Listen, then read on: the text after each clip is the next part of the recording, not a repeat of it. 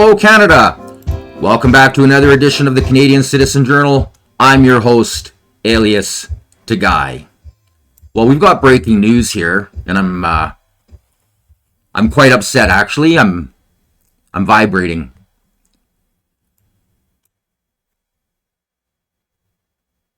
Information has just came out that our government has been experimenting on Indigenous people again without their knowledge, nor Canada's knowledge. And isn't it fitting that it's the Trudeau government that's doing it?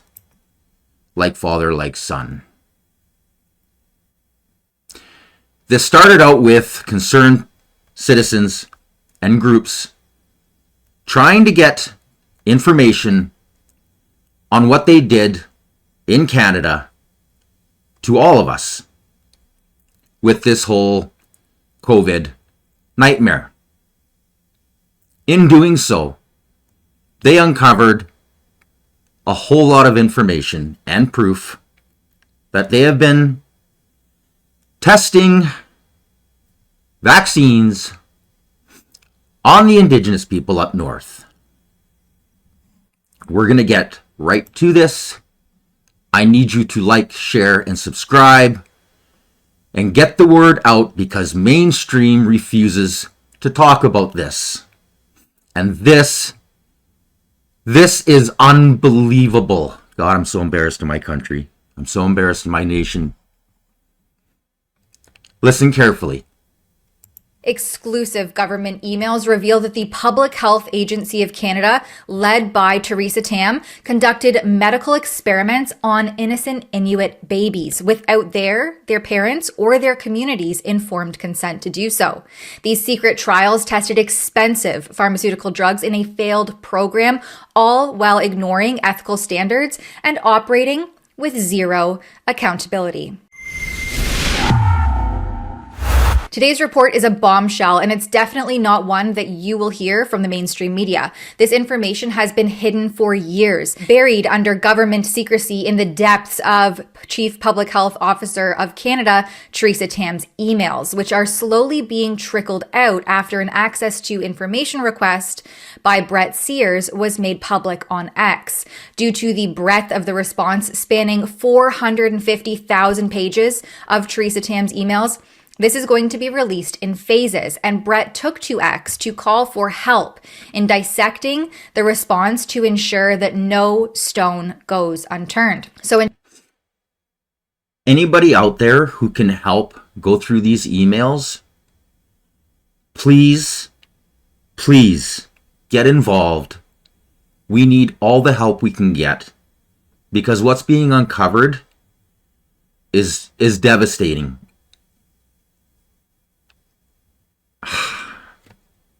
We'll just get on with the story. I'm vibrating.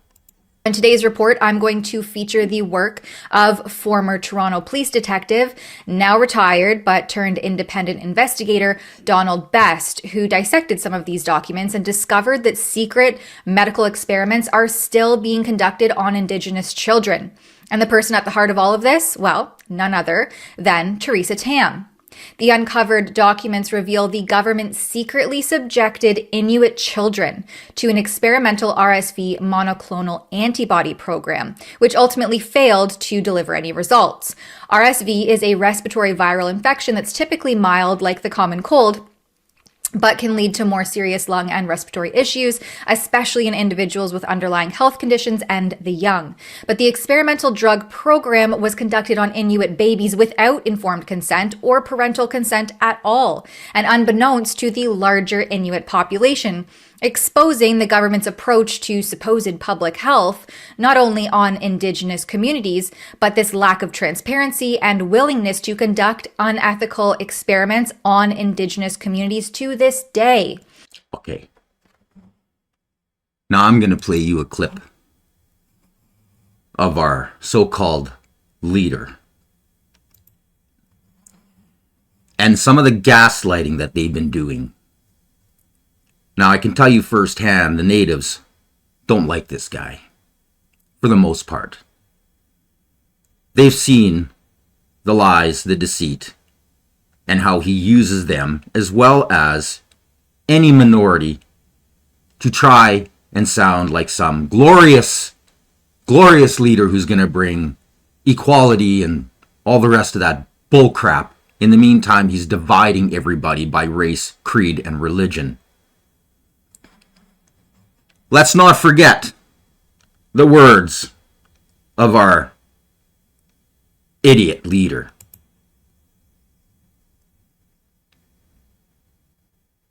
Following the horrific discoveries of hundreds of children at the sites of former residential schools in BC and Saskatchewan, we all stopped to reflect on the historical and ongoing injustices. And we, as Canadians, must be honest with ourselves about our history. Because in order to chart a new and better path forward, we have to recognize the terrible mistakes of our past. Yeah, he said that. This is what he does, people. All lies, all propaganda, all of it. This government has to be toppled, and we need to expose everything. I say it often, and maybe not often enough, that I study propaganda. Those who forget the past are condemned to repeat it. Like father, like son. Please share and get this out there, because people have no idea, because they're controlled by the mainstream legacy media. This should be on the front page of every single outlet. They're not talking about it. All hell's going to break loose, because what's going on down in the States is they're exposing everything. The rest of what these governments did with the help of pharmaceutical companies is going to come out. And there's going to be a lot of Canadians who are going to have their heads down in shame that they fell right into the trap. And it's not your fault. It's the propaganda. It's the media. They've got to end. We've got to stop funding fake news. My guts are turning, but I'm going to have to let you finish watching what this goofball has to say. The truth is, we've got a long way to go to make things right with Indigenous peoples. But if we all pledge ourselves to doing the work, we can achieve reconciliation. We can build a better country for everyone. Sure we can. We can do it when we get people like him out of office, and we open all the books and we start laying charges. Enough of this, well, we don't want to embarrass Canada. He's done it already. He has destroyed our nation, not only on the inside, but around the world. And I'm going to show you a clip at the end of this about how badly his lies and his gaslighting is affecting us. This guy needs to be tossed. Needs to be tossed. Now, by the way, this is Tamara Ugolini. I hope I said her name right. I try to watch her as much as possible. She's fabulous. She's always breaking great stories, and she's a great investigative reporter. I urge you to follow her on Rebel. Let's finish. And as we've seen throughout the COVID era, also on all Canadians more broadly. Now, the documents show that Tam and other public health bureaucrats knew about the ethical concerns with this particular experiment, but they did nothing. It involves a monoclonal antibody injection made by AstraZeneca called palivizumab, which I will acronym PVZ. In a December 16th, 2019 email to Tam and others, Dr. Tom Wong, who's the Director General of the Office of Population and Public Health at Indigenous Services Canada, acknowledges that the experiment failed. It reads, contrary to what was expected, the impact of the Nunavik PVZ program on RSV hospitalizations in healthy full-term Nunavik babies less than 3 months during 3 RSV seasons evaluated so far is disappointing. Part of the key results from the evaluation included a shocking admission of ethical concerns. Some ethical concerns were raised by healthcare workers regarding the guarantee of a free and informed consent from parents or caregivers. It reads, as well as the absence of involvement of Inuit population in the decision and implementation process. This is unbelievable. This was nothing short of a deeply unethical and appalling experiment on vulnerable babies, exploiting those who were most at risk for a drug that Health Canada acknowledges on its very own recommendations webpage is an expensive product. More key concerns include the fact that prior to our, which is the Public Health Agency of Canada's, evaluation, no data was available on the effectiveness of this drug in healthy full-term babies. This gets right to the heart of it. It exposes the truth. This was a deliberately orchestrated and coordinated experiment designed to mine data and study outcomes without any regard for the well-being of those involved. And it was all for naught. The agency confirms there is little chance that PVZ protected against RSV hospitalizations since the point estimate of PVZ effectiveness was negative. They go on to reinforce even further that it failed to prevent not only regional and 2 Nunavik hospitals, but also tertiary, pointing to evacuations to the south, RSV hospitalizations.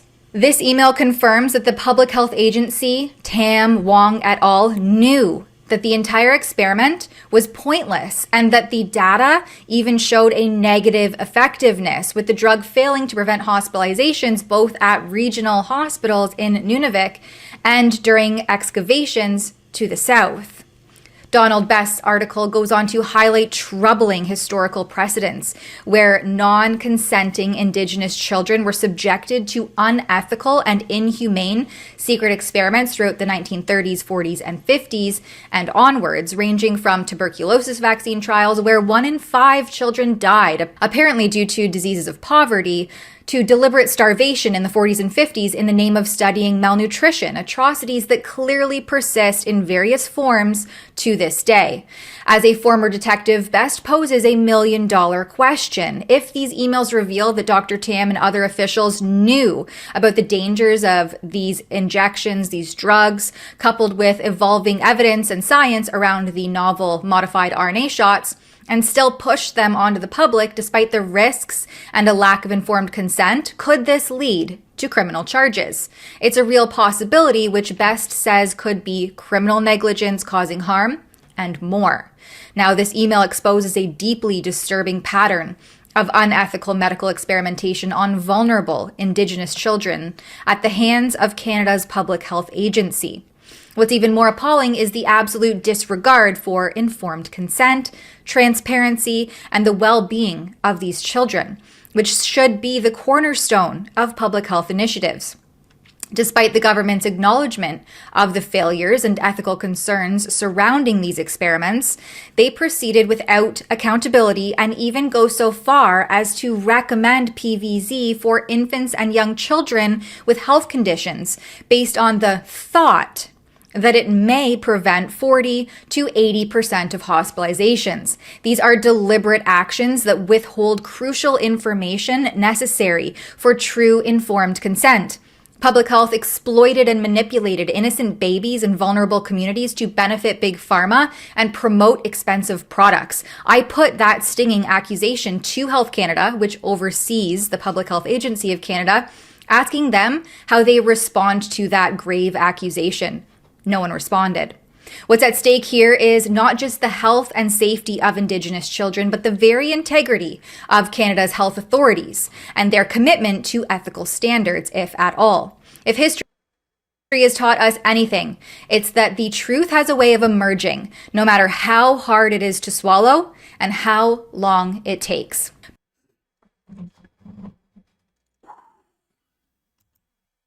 That is a lot to take in.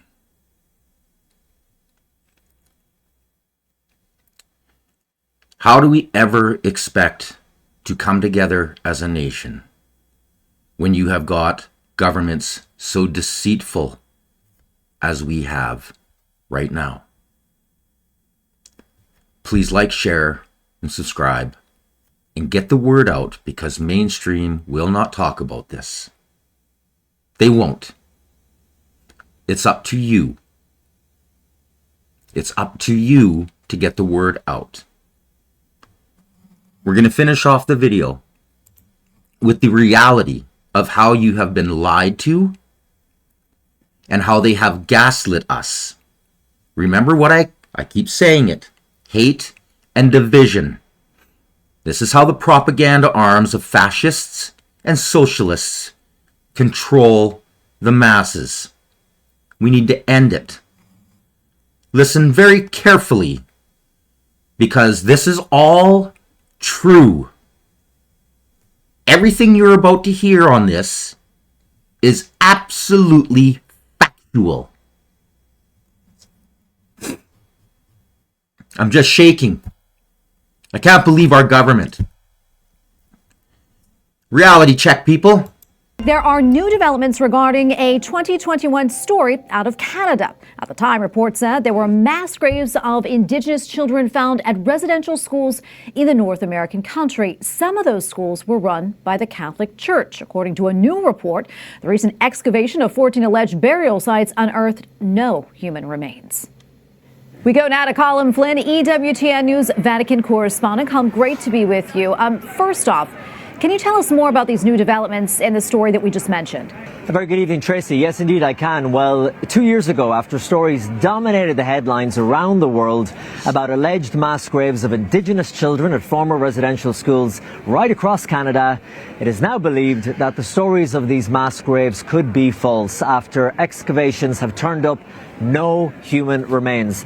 And you'll remember Pope Francis, he travelled to Canada last year, and indeed I went on that trip with the Holy Father. We reported on it extensively here on EWTN. There in Canada, the Pope apologised for the Church's role in the residential school system and the reported abuse of many of its members. The Canadian Prime Minister Justin Trudeau demanded that the Vatican apologise for its role in the scandal in relation to the mass graves.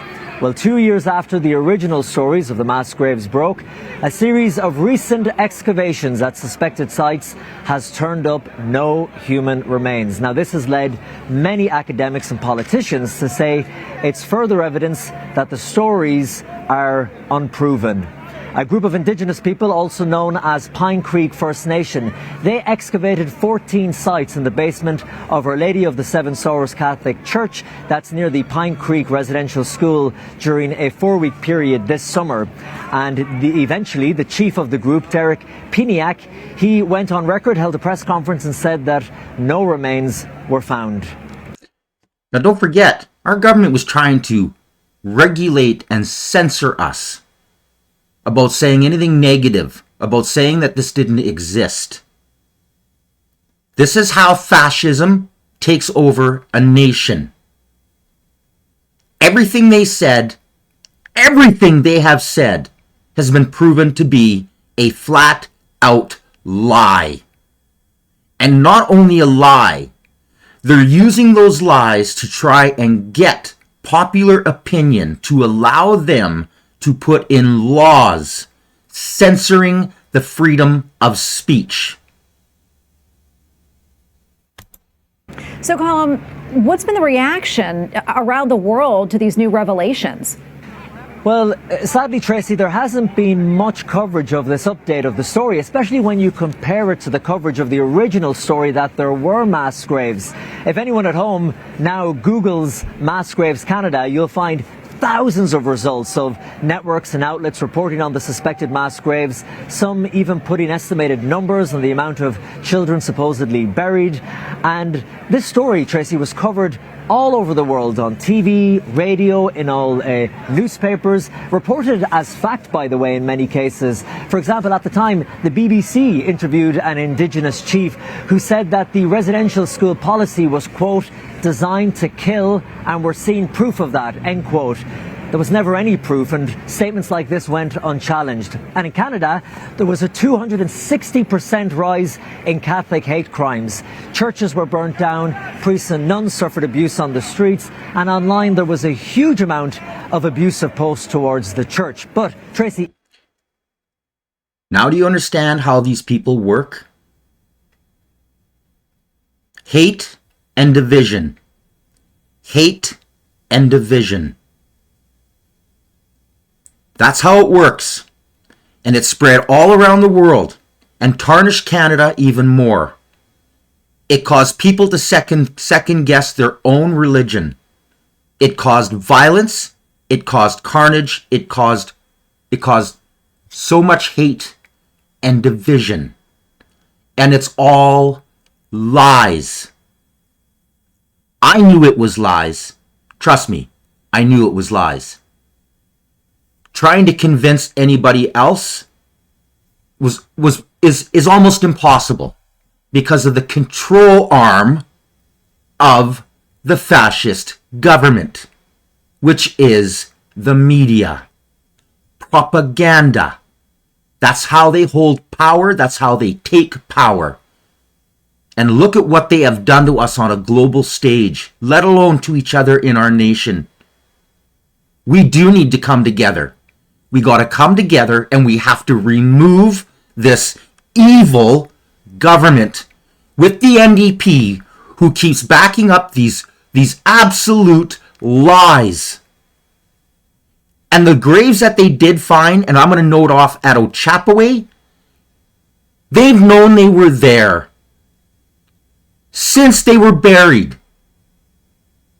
None of that was abuse. There was a lot of politics involved. There was funding that was given for gravestones. When the churches moved out and other politicians were dealing with it, it got lost. Yes, we do need to go out there and we need to mark the graves. But they don't need to gaslight people about it. And they don't need to see people like this turd of a leader go down doing photo ops with a little teddy bear. Oh, make sure you get the teddy bear in there and he's holding his heart looking down at a grave. Bullshit. Hate and division. If you search for the recent update of the story, that excavations have been carried out and so far no human remains have been found, you'll see that only a few outlets seem to have picked up on the story. One of the voices responding to the news is Jacques Rouliard. He is a professor emerite in the Department of History at the University of Montreal, and he said, quote, "I don't like to use the word hoax because it's very strong, but there are just too many falsehoods circulating about this issue with no real evidence." He went on to say, "Too much was said and decided upon before there was ever any proof," end quote. Now, if this government was really serious, they would release all the documents that they've still been hiding from the Indigenous people of Canada. We need to see that. We need to see the names of the people in government that allowed this to happen. Kind of like they're hiding what the government in power right now is doing to the Indigenous people in Canada. This is why they don't open the papers. More than likely, his dad is going to be on there. And there's going to be an episode I'm going to do on his dad. You won't believe how sick Pierre was. This man was sick in the head, just like Justin is. The globe is watching this, while our media in our own country won't talk about it. This is embarrassing. Yeah, definitely more questions than answers on this right now. Colin, take us back to 2021. I mean, how did the allegations come to light in the first place? And also, what was the reaction? I mean, you mentioned some of it, but what really was the reaction at the time? Well, there was, in May 2021, that's when the first stories come out. It was another Indigenous group. They claimed that they had made a shocking discovery of mass graves of around 200 Indigenous children. They were using ground-penetrating radar at a residential school in British Columbia. They named these children, they even put a name on the children, their group called the Missing. Now, the radar found what are labelled anomalies in the soil, but there was never any proof of actual human remains. But the story, like I said, said, was picked up. It spread like wildfire across the world, reported, again, as I said, as fact in many places, especially on social media, where people were outraged. And there was this image portrayed of the residential schools and the people who worked there, namely Catholic priests and nuns. The outrage, in fact, was so high-pitched that a former Canadian Attorney General called James McRae, he had to resign from a government panel just because he was sceptical at the time of the claim about these mass graves in the first place. He said, quote, "The evidence does not support the overall gruesome narrative put forward around the world for several years, a narrative for which verifiable evidence is scarce and even non-existent." So the people who knew, the people who used their guts and the evidence, obviously opposition parties to the fascist government that is in power, pushed him out. And with this propaganda, he quit. He resigned. And everybody's like, oh, he resigned in disgrace. Now do you understand how deep this goes? This is so un-Canadian. How do we ever expect to bring the truths about what happened in those schools? Yes, some atrocities happened. We would love to know exactly what happened, but they won't open the papers. They're too busy trying to take control and wipe out anybody who has any information, any logic, any common sense. They want to push them out of the way so that they can keep taking more and more power, which gives them more propaganda, which convinces more people of lies, hate, and division. End quote. He was forced to step down because of that. Now, it's important, Tracy, to point out that there still are a number of other alleged sites of mass graves that have not been excavated, and there's no set dates to work on these sites. And we do know from speaking to many Indigenous former residents of the schools, some even who I spoke to when I was there, who told me of a system where children were separated from their families for extended periods of time. There was assimilation, meaning that they were not allowed to learn about their Indigenous culture or history. They weren't allowed to speak their Indigenous language, and so on and so forth.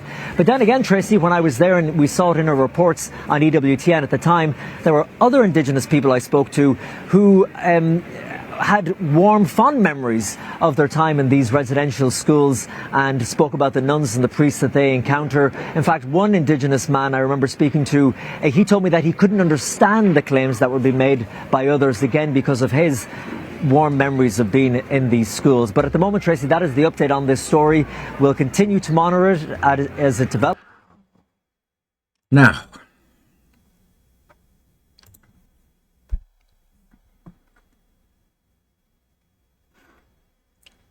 we need the government